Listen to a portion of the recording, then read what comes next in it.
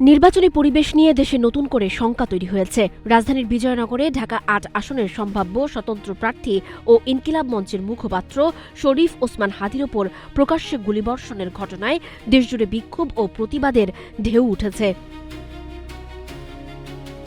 ত্রয়োদশ জাতীয় সংসদ নির্বাচন ও গণভোটের তফসিল ঘোষণার পরদিনই গুলিবিদ্ধ হন হাদি। মোটরসাইকেলে আসা দুই দুর্বৃত্ত গুলি করেই ঘটনাস্থল থেকে পালিয়ে যায়।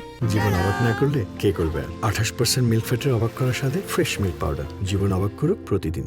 মাথায় গুরুতর আঘাত পেয়ে তিনি বর্তমানে রাজধানীর একটি বেসরকারি হাসপাতালে চিকিৎসাধীন। ঘটনাটিকে নির্বাচনী পরিবেশ বানচালের ষড়যন্ত্র বলে আখ্যা দিয়েছে বিএনপি, জামায়াত ইসলামী, এনসিপি সহ বিভিন্ন রাজনৈতিক দল ও নাগরিক সংগঠন।